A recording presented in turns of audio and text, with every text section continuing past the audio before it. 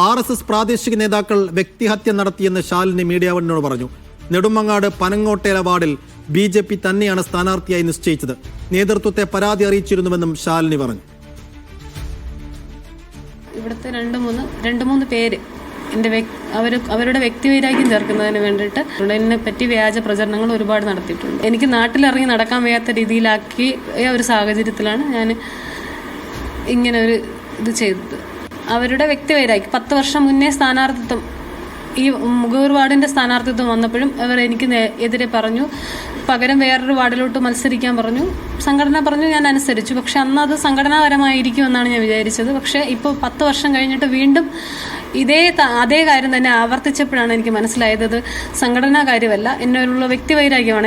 എന്നോടും എൻ്റെ കുടുംബത്തോടുള്ള വ്യക്തിവൈരാഗ്യമാണ് അവർ തീർക്കുന്നത്. നേതൃത്വത്തെ അറിയിച്ചിട്ടുണ്ട്, അവരതിന് നടപടി സ്വീകരിക്കാമെന്ന് പറഞ്ഞിട്ടുമുണ്ട്. പക്ഷേ എന്തോ എനിക്ക് അങ്ങോട്ട് ഒട്ടും പറ്റാത്ത രീതിയിൽ മാനസികമായിട്ട് എനിക്ക് വിഷമമുണ്ടായിരുന്നു. സിജോ വി ജോൺ വിശദാംശങ്ങൾ നൽകും. സിജോ, BJPയെ വെട്ടലാക്കി വീണ്ടും സീറ്റ് ലഭിക്കാത്തതിനെ തുടർന്നുള്ള ഒരു ആത്മഹത്യാ ശ്രമം ഉണ്ടായിരിക്കുന്നു. ശാലിനി ആത്മഹത്യക്ക് ശ്രമിച്ചതിന്റെ കാരണത്തെക്കുറിച്ച് എന്താണ് അവർ പറയുന്നത്? BJP ഇതിനകത്ത് എന്താണ് വിശദീകരിക്കുന്നത്?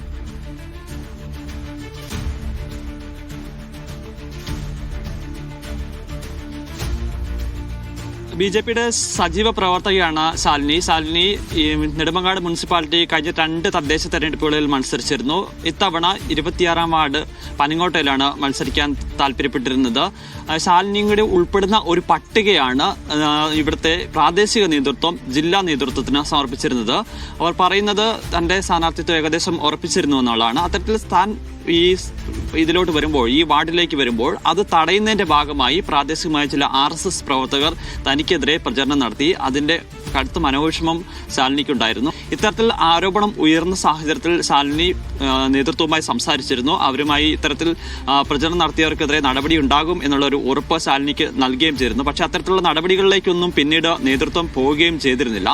അത്തരത്തിലുള്ളൊരു വിഷമം ശാലിനിക്കുണ്ട്. പക്ഷേ ശാലിനി അത് നേതൃത്വത്തെ പരസ്യമായി തള്ളി പറയുന്നില്ല. പക്ഷെ അതിൻ്റെ ഒരു കടുത്ത മാനസിക വിഷമം ശാലിനിക്ക് ഉണ്ട് എന്നുള്ളത് തന്നെ നമുക്ക് മനസ്സിലാവുകയും ചെയ്യുന്നുണ്ട്. എന്തായാലും നമ്മൾ നേതൃത്വവുമായി സംസാരിക്കുന്നുണ്ട്. ശാലിനി കൂടി ഉൾപ്പെട്ട ഒരു പട്ടികയാണ് ഈ വാർഡിൽ കൊടുത്തിരുന്നത്. അതിൽ ജില്ലാ നേതൃത്വമാണ് ഒരു തീരുമാനമെടുക്കേണ്ടത്. 42 അംഗ മുനിസിപ്പാലിറ്റിയാണ്, 42 വാർഡുകളാണുള്ളത്. അതിൽ 6 ഇടങ്ങളിൽ സീറ്റുകൾ ഒഴിവാക്കിയിട്ടിരിക്കുകയാണ്. NDAയിലെ മറ്റ് ഘടകകക്ഷികൾ കൂടി ഇതിൽ നിന്ന് സീറ്റ് കൊടുക്കണം എന്നൊരു ഉദ്ദേശത്തോടുകൂടിയാണ്. അതിന്റെ സ്ഥാനാർത്ഥി നിർണയ ചർച്ചകൾ പുരോഗമിക്കുകയായിരുന്നു. അതിനിടയിലാണ് ഇത്തരത്തിലൊരു സംഭവം ഉണ്ടായിരിക്കുന്നത് എന്നുള്ളതാണ് നേതൃത്വം വ്യക്തമാക്കുകയും ചെയ്തിരിക്കുന്നത്. നമ്മൾ ജില്ലാ നേതൃത്വമൊക്കെയായിട്ട് സംസാരിക്കുമ്പോൾ ശാലിനിയുടെ സ്ഥാനാർത്ഥിത്വം ഏകദേശം ഉറപ്പിച്ചിരുന്നു എന്നുള്ളൊരു കാര്യമാണ് അവർ പറയുകയും ചെയ്യുന്നത്. എന്തായാലും ശാലിനി തെരഞ്ഞെടുപ്പ് വന്നതിന് പിന്നാലെയാണ്, സ്ഥാനാർത്ഥിയാകുമെന്ന് ഉറപ്പിച്ചതിന് പിന്നാലെയാണ് ഇവിടെയുള്ള ചില പ്രാദേശിക RSS പ്രവർത്തകർ ശാലിനിയുടെ സ്ഥാനാർത്ഥിത്വം തടയുന്നതിന് വേണ്ടി അവർക്കെതിരെ ചില പ്രചരണങ്ങൾ അഴിച്ചുവിടുകയും ചെയ്തിരുന്നത്. അതിന്റെ ഒരു കടുത്ത മനോവിഷമത്തിലായിരുന്നു ശാലിനി ഉണ്ടായിരുന്നത്.